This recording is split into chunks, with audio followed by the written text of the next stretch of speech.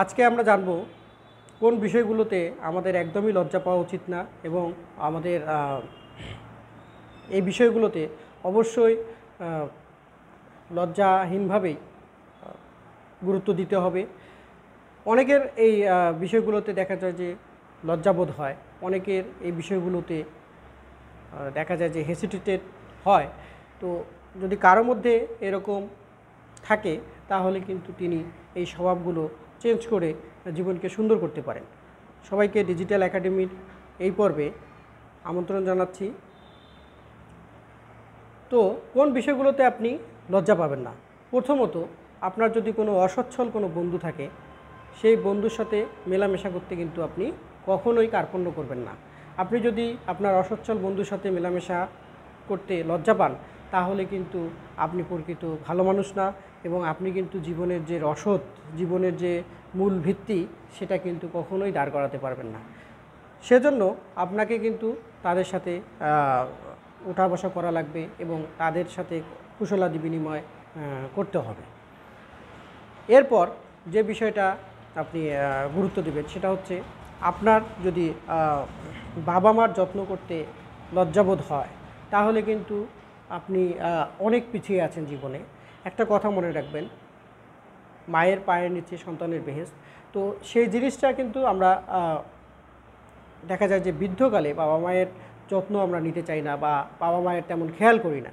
কিন্তু আমরা যদি বাবা মায়ের যত্ন নিতে লজ্জাবোধ করি তাহলে কিন্তু আমরা ইহকাল এবং পরকাল দুটাই আমরা হারাবো এবং আমাদের জীবন ব্যর্থতায় পর্যবসিত হবে। এজন্য বাবা মায়ের যত্ন নিতে কখনো লজ্জাবোধ করা যাবে না। এরপর অনেকেই দেখা যায় যে কোনো প্রচেষ্টায় ব্যর্থ হতে পারে, যেমন শিক্ষাগত যোগ্যতায় ব্যর্থ হতে পারে অথবা চাকরি ক্ষেত্রে দেখা গেল যে সফল নাও হতে পারে। সেজন্য কিন্তু আপনার লজ্জাবোধ করা যাবে না। একটা কথা মনে রাখবেন যে failure is the pillar of success. অর্থাৎ আপনি যদি ব্যর্থতা না মেনে নেন তাহলে কিন্তু আপনি সাফল্য লাভ করতে পারবেন না। একটি ব্যর্থতা আপনাকে অনেক কিছু শিক্ষা দেয় এবং আপনার জীবনকে দিনকে দিন সুন্দর করে। কিন্তু আপনাকে যদি দেখা যায় যে আপনার শিক্ষাগত যোগ্যতায় আপনি ভালো করেননি, কিন্তু সেটা আপনার মধ্যে এক ধরনের হীনমন্যতা তৈরি করে বা আপনার চাকরি ছোট, আপনার মধ্যে এক ধরনের হীনমন্যতা তৈরি করে, তাহলে বুঝে নিতে হবে আপনার মন হুলসমুক্ত না এবং আপনি কিন্তু বড় মনের অধিকারী না। এজন্য আপনার যে অদক্ষতা বা আপনার যে ব্যর্থতা, সেই বিষয়গুলোকে কিন্তু সহজেই মেনে নিতে হবে এবং সেই ব্যর্থতাকে সঙ্গে নিয়েই আপনাকে জীবনকে সাজাতে হবে। এরপর যে বিষয়টা, আপনাকে কিন্তু সরল একটা সাদামাটা জীবনযাপন করতে হবে। আপনি যদি সরল সাদামাটা জীবনযাপন করতে পারেন তাহলে কিন্তু আপনার মধ্যে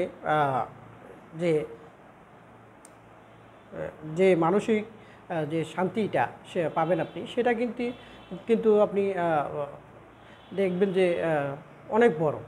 আপনার সাদামাটা জীবন যাপন করতে আপনি যদি লজ্জাবোধ না করেন তাহলে কিন্তু আপনি কিন্তু একজন ভালো মানুষ এবং আপনি জীবনে অনেক দূর এগিয়ে যেতে পারবেন। অনেক সময় দেখা যায় যে আমরা যারা অনেকেই আমরা সমাজে দেখা যায় যে বড় চাকরি করে, তারা মানুষের সাথে মেশে না বা দেখা যায় যে মানুষকে তেমন গুরুত্ব দেয় না। তো এরকম প্রকৃতির যদি মানুষ আপনার পাশে থাকে তাহলে কিন্তু আপনি বুঝবেন যে সেই মানুষগুলো কিন্তু ভালো মানুষ না। এবং আপনি যদি সাদামাটা জীবনযাপন করতে লজ্জাবোধ করেন তাহলে কিন্তু আপনার যে জিনিসগুলো হয় সেগুলো আপনার মন অনেক ছোট হয়ে যায় এবং আপনি বড় কোনো চিন্তা করতে পারেন না। আপনার পৃথিবী খুবই ছোট এবং আপনার চিন্তার পরিধি খুব গভীর হয় না।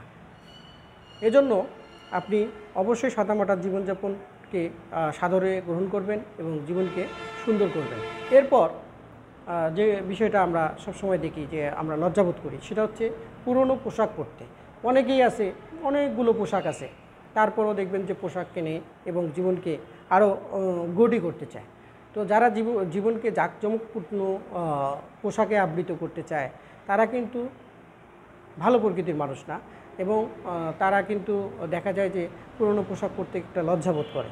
যদি এরকম হয়ে থাকেন আপনি, তাহলে কিন্তু আপনার পরিবর্তন আনতে হবে। ভালো মানুষ হতে গেলে এবং জীবনের মূল যে শক্তি সেটা অর্জন করতে গেলে আপনাকে এই বিষয়গুলোতে কখনোই লজ্জাবোধ করা যাবে না। আপনি যদি এই বিষয়গুলো সুন্দরভাবে পরিপাটিভাবে পালন করেন বা লজ্জাবোধ না করেন, তাহলে কিন্তু আপনি একজন সফল মানুষ হবেন এবং আপনার জীবন অনেক সুন্দর হবে। ধন্যবাদ সবাইকে।